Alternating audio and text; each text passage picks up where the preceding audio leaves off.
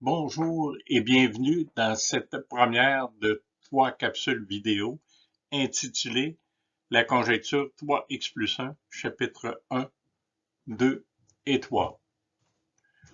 Le but recherché est de présenter non pas une solution finale à cette conjecture, mais bel et bien une piste de solution.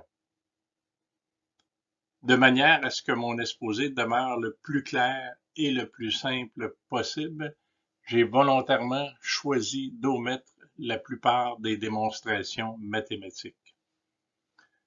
À la fin de la troisième vidéo, je donnerai la référence d'un article que j'ai placé en pré-publication sur un site Internet connu et dans lequel je donne la démarche complète et rigoureuse. Dans cette première vidéo, je présente le problème 3x plus 1 ainsi que la conjecture qui en découle. Je fais ressortir l'aspect chaotique de la suite des entiers engendrés par ce problème. On appelle ces suites d'entiers des trajectoires. Dans la seconde vidéo, nous découvrirons une propriété fondamentale et intrinsèque, soit la périodicité.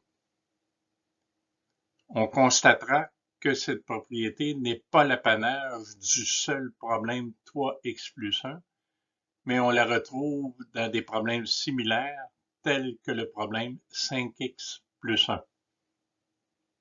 Finalement, la propriété conduit à la troisième vidéo.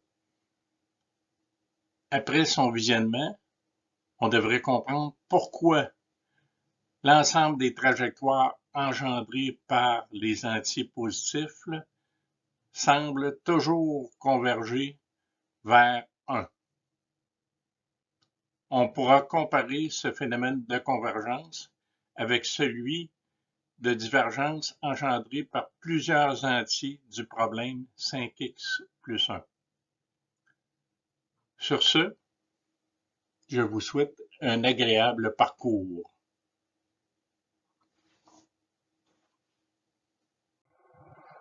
Dans un premier temps, nous allons répondre à la question, à savoir qu'est-ce que le problème 3x plus 1. Pour ce faire, nous allons prendre la suite des entiers en partant de moins l'infini, en passant par 0 et en allant jusqu'à plus l'infini. Ici, on a représenté 7 entiers, soit de moins 3 en passant par 0 jusqu'à plus 3. On va nommer petit n un entier quelconque de la suite.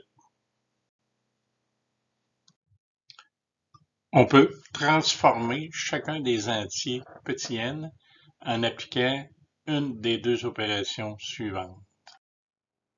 Premièrement, si n est pair, on le divise par 2. Par exemple, on choisit n égale à 4, donc un nombre pair. On le divise par 2 pour obtenir 2. Le nouvel entier est pair, 2. On le divise par 2 pour obtenir 1, soit un entier impair.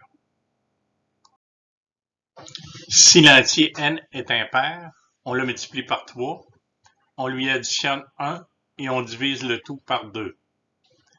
Par exemple, si n égale à 1, on le multiplie par 3 pour obtenir 3, on lui additionne 1 pour obtenir 4 et on divise le tout par 2 pour obtenir 2. Donc, on a transformé 1 par cette opération en un entier 2. Maintenant, on peut remarquer que si on applique l'opération n sur 2 sur les entiers pairs, on obtient soit un entier pair ou soit un entier impair. Pour ce faire, prenons 2 comme exemple, qui est un entier pair, qui divisé par 2 donne 1, un entier impair. Par contre, si je prends n égale à 4, je divise par 2, j'obtiens 2, qui est, lui, cette fois-ci, un entier pair. Si on avait tenté d'effectuer la même opération, soit n divisé par 2 sur les entiers impairs, on aurait obtenu des valeurs qui ne sont plus entières. Par exemple, 1 divisé par 2 donne un demi, 0,5 si on veut, qui n'est plus un entier. Si on prend 3 divisé par 2, on obtient 1,5 qui est non plus un entier, et ainsi de suite. Appliquons cette fois-ci l'opération 3 fois n plus 1 sur tous les entiers impairs. On peut vérifier facilement que la multiplication de 3 fois un entier impair donne toujours comme résultat un entier impair. Donc plus 1, ça donne au total un entier pair. Ce qui fait qu'on peut tout le temps diviser 3n plus 1 par 2 lorsque n est impair. Par contre, si j'avais pris n pair, on aurait obtenu une fraction, donc on n'aurait plus comme résultat un entier. On pourrait aussi utiliser d'autres opérations que l'opération n sur 2 et 3n plus 1 sur 2. Par exemple, pour les paires, on peut utiliser encore cette fois-ci l'opération n divisé par 2. Mais pour les impairs, on pourrait utiliser l'opération 5 fois n plus 1 divisé par 2. On constaterait que dans les deux cas, on obtient des entiers. Et ce problème, on l'appellerait à ce moment-là le problème 5n plus 1 ou 5x plus 1. Reprenons une partie de la suite de tous les entiers. Cette fois-ci, nous allons prendre les 11 entiers en partant de moins 5, en passant par moins 4, 0 et en allant jusqu'à 5. En appliquant les opérations n sur 2 sur les paires et 3n plus 1 sur 2 sur les impairs, on obtient aisément la nouvelle suite de moins 7 en passant par moins 2, 0 jusqu'à 8, où 8 est l'entier qui est obtenu à partir de 5. En multipliant 5 fois 3 plus 1 divisé par 2, on obtient bel et bien 8. Dans le problème 3x plus 1, on est intéressé par l'application successive, on dira aussi itérative, des deux opérations, soit n sur 2 lorsque c'est un nombre entier pair, ou 3n plus 1 sur 2 lorsque c'est un entier impair. En effectuant ces opérations itératives à partir d'un entier petit n quelconque, on obtient une suite d'entiers et cette suite, nous l'appellerons une trajectoire. On notera petit k le nombre de fois où on applique les deux opérations. Le problème 3x plus 1, qu'on aurait pu appeler tout simplement le problème 3n plus 1, est donc concerné par le comportement des trajectoires des entiers engendrés par l'application des deux opérations, soit n sur 2 ou 3n plus 1 sur 2. On verra dans les prochaines diapositives plusieurs exemples concernant les différentes trajectoires en partant d'un entier donné. Ayant défini la nature du problème 3x plus 1, nous allons aborder maintenant qu'est-ce qu'on entend par la conjecture 3x plus 1. Nous allons donner maintenant quelques exemples de trajectoires. Prenons d'abord n égale à 1 et effectuons un nombre petit k quelconque d'itération. On obtient la trajectoire 1, 2, 1, 2 qui se répète à l'infini et forme ce qu'on appelle un cycle. En anglais, on appelle un cycle un loop que nous noterons 1, 2 entre parenthèses triangulaires où on a utilisé les signes plus petits et plus grands.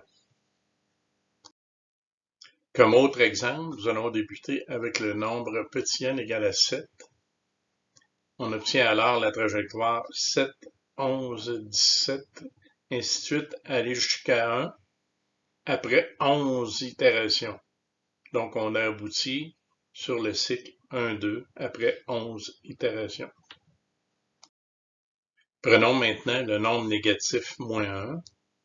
On obtient la trajectoire moins 1, moins 1, moins 1, ainsi de suite, en appliquant l'opération sur les impairs, soit 3 fois moins 1 plus 1 divisé par 2.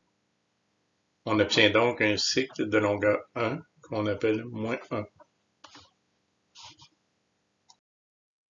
Finalement, nous allons donner un dernier exemple. On va débuter avec le nombre entier moins 5. pour obtenir la trajectoire -5, -7, -10 et on revient à -5. On a donc un cycle de longueur 3, -5, -7 et -10. On se rend compte rapidement qu'il est d'intérêt d'utiliser des outils informatiques appropriés pour obtenir les différentes trajectoires. C'est ce que nous ferons dans les 2 diapositives qui vont suivre, où on utilise certaines propriétés du tableur Excel. Ces propriétés-là nous permettront de déterminer les différents entiers d'une trajectoire donnée à partir d'un nombre petit n, un entier petit n préalablement sélectionné. Ici, on a fait une capture d'écran du tableur Excel et on a sélectionné comme valeur n la valeur 1. On obtient le nombre d'itérations, pour un nombre d'itérations donné, les différentes valeurs de n. Donc, on part de 1. On applique l'opération sur les impairs pour obtenir 2. Et ensuite, l'opération sur les paires pour obtenir 1, et ainsi de suite, 2, 1, 2, 1. Si on prend l'entier n égale à 2, on obtient 1 après une itération, ce qui veut dire qu'on a abouti sur le cycle 1, 2, 1, 2 après une itération. Si on prend l'entier 3, évidemment, ça prend un petit peu plus d'opérations. Ici, 5 opérations avant d'aboutir sur 1. Si on prend l'entier 10, ça prend 5 opérations. Si on prend l'entier 15, on obtient un nombre un peu plus élevé d'opérations, soit 12 itérations avant d'obtenir 1. Ce qui est intéressant de noter ici, c'est qu'on obtient une valeur plus petite que 15, soit le nombre 10, après 7 itérations. Cette valeur de nombre d'itérations, qui permet d'obtenir un nombre plus petit qu'un entier de départ, on l'appelle en anglais le stopping times. Il n'y a pas de terme français. Donc, c'est la plus petite valeur du nombre d'itérations tel que l'entier obtenu est plus petit qu'un entier de départ. Prenons maintenant l'entier 20. Donc, on a 6 itérations pour obtenir 1. Prenons 25. Oups, on a 16 itérations pour obtenir 1. Et on obtient le stopping times égal à 2 après donc 2 itérations. On obtient un nombre 19 plus petit qu'un entier de départ. Prenons le nombre 26. Ensuite, le nombre 27 qui, lui, nous permet de constater qu'il y a plusieurs opérations. On a seulement les 19 premières itérations. On verra dans la diapositive suivante combien d'itérations il en faut pour obtenir 1. Parce qu'on va obtenir 1 après un certain nombre d'itérations. Et on verra aussi les valeurs maximales atteintes ainsi que la valeur du stopping times. Prenons le nombre 28. On revient à un nombre d'itérations quand même relativement petit, qui est ici 13 avant d'aboutir sur 1. Prenons le nombre 35. Prenons le nombre 603. On voit que les valeurs sont beaucoup plus grandes et on verra dans la diapositive suivante quelles sont les valeurs maximales ainsi que le stopping times pour le nombre n égale à 603. Prenons maintenant les nombres 0. Donc, on voit qu'on a un cycle qui est 0, 0, 0, répété à l'infini. Prenons les nombres négatifs, -1, donc un autre cycle, -1, -1, -1, de longueur 1. Prenons le nombre -3, on aboutit sur 1 négatif, le -1, après 3 itérations. Prenons le nombre -5, on obtient ici un autre cycle de longueur 3, soit -5, -7 et -10. Et on retombe sur -5. On obtient un autre cycle à -17. Donc, c'est un cycle de longueur 11. Ça prend 11 itérations avant d'obtenir l'entier de départ.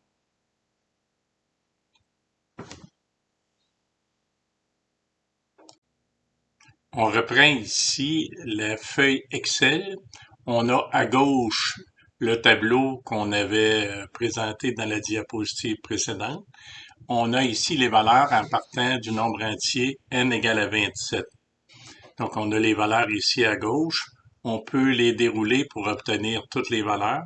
Donc, aller jusqu'à 70 itérations ici où on aboutit sur 1. On a adjoint à ces valeurs-là le graphique correspondant qui donne les entiers à la verticale, donc les valeurs d'entiers en commençant par 27. On atteint, comme on le voit ici, à k égale à 45, la valeur 4616, qui est celle en haut ici dans le graphique. Tout ça en fonction du nombre d'itérations qui vont ici de 0 à aller jusqu'à 70 où on a atteint le nombre 1. On a aussi, en plus de la valeur maximale, une valeur intéressante, qui est la valeur à k égale à 59. À k égale à 59, on obtient le nombre entier 23. C'est la première valeur qui est plus petite que l'entier initial 27. Toutes les autres valeurs avant ce nombre-là étaient plus grandes que l'entier de départ. Donc, la valeur à k égale à 59 correspond au stopping time, où on obtient une valeur d'entier plus petite que l'entier de départ pour la première fois. Maintenant, ici, on va prendre le nombre 28. On voit que le graphe est beaucoup moins élaboré. En fait, on n'a seulement que 13 itérations pour aboutir sur 1 à partir du nombre 28. Ici, évidemment, comme tous les nombres pairs, le stopping time, c'est la première, après la première itération. Donc, le stopping time égale à 1, k égale à 1, pour obtenir une valeur plus petite que l'entier de départ, ce qui est le cas pour tous les nombres entiers pairs comme entier de départ. On va prendre en fait ici l'autre valeur qu'on avait parlé dans la diapo précédente, soit le nombre 603. On n'a pas toutes les valeurs ici sur le graphique, mais si on regarde à gauche, on part de 603, puis on obtient la valeur 1 après 108 itérations. Ici, on obtient le stopping time pour la valeur k égale à 81. Donc, si on regarde toutes les données, à k égale à 81, on a une valeur plus petite que l'entier de départ, soit 628, qui est plus petite que l'entier de départ qui était 603. Donc, on parle du stopping time. Dans le cas de l'entier de départ 603, correspondant à k égale à 81. On a ici des valeurs beaucoup plus grandes qu'on avait pour n égale à 27 comme entier de départ. On voit qu'à k égale à 48, on a la valeur maximale qui est 125 252. Donc la valeur maximale ici pour le graphique. Et si on prenait par exemple la valeur précédente, disons 702, on voit que le nombre d'opérations pour aboutir sur 1 est beaucoup plus rapide. Donc c'est k égale à 54, on atteint 1 au lieu de k égale à 108 pour n égale à 603 comme entier de départ. Et ainsi de suite, on pourrait prendre, pour terminer comme dernier exemple, 604, le nombre suivant à 603, on voit que ça prend presque pas d'opération, relativement parlant, soit 16 ici pour aboutir sur 1. On peut faire une première constatation, c'est qu'il existe ce qu'on appelle des cycles triviaux. Évidemment, on a le cycle 1-2 pour les valeurs positives, puis c'est le seul qu'on a trouvé à date. On n'en a jamais trouvé, même après de multiples tentatives par des programmeurs informatiques. Pour le nombre 0, on a le cycle 0 de longueur 1. Pour les valeurs négatives, on a obtenu seulement les trois cycles, moins 1 de longueur 1, le cycle débutant par moins 5, finissant par moins 10 de longueur 3, et le cycle débutant par moins 17 de longueur 11. C'est les seuls cycles négatifs qu'on a trouvés jusqu'à maintenant. Ceci nous amène donc à se poser la question suivante. Y a-t-il d'autres cycles? À mon avis, il n'y en a pas d'autres. Est-ce qu'on peut affirmer que tous les entiers positifs convergent vers 1? C'est la question même correspondant à la conjecture 3x plus 1. De même, on peut s'interroger sur la convergence ou non des nombres négatifs vers un des trois cycles négatifs connus. Y a-t-il donc des trajectoires divergentes? C'est-à-dire, si on prend tous les entiers positifs, est-ce qu'il existe des entiers positifs qui ne convergent pas vers un? On peut se poser les questions semblables en ce qui concerne les entiers négatifs. Une dernière constatation que nous allons faire ici concerne le comportement même des trajectoires. En fait, il ne semble pas y avoir de lien entre l'entier de départ et le nombre d'itérations que cela prend avant d'aboutir, par exemple, sur 1 pour ce qui concerne les entiers positifs. La même chose en ce qui concerne le maximum atteint, il ne semble pas y avoir de corrélation entre cette valeur et l'entier de départ. Donc, on parle d'un aspect chaotique des trajectoires. Pourquoi que pour un entier donné, ça prend beaucoup d'opérations avant d'arriver sur 1, évidemment, lorsqu'on parle des entiers positifs, et l'entier d'avant et d'après, ça prend un nombre quand même limité, beaucoup plus petit d'opérations pour aboutir sur 1. Il en est de même pour les valeurs maximales. Ce qui nous amène à formuler la fameuse conjecture 3x plus 1. Une première forme serait celle-ci, c'est les trajectoires engendrées par l'application itérative des opérations n sur 2 sur les paires et 3n plus 1 sur 2 sur les entiers impairs positifs convergent vers 1. On peut formuler autrement cette conjecture, soit de la façon suivante. En partant de n'importe quel entier positif, on obtient un entier plus petit après un nombre fini k d'itération. Donc, ça fait intervenir le fameux Stopping-Time qu'on a défini plus tôt. Dans cette capsule vidéo, on a bien défini le problème 3x plus 1 ainsi que la fameuse conjecture 3x plus 1. Maintenant, on proposera dans une vidéo subséquente une piste de solution à cette conjecture. Est-elle vraie ou fausse? À suivre.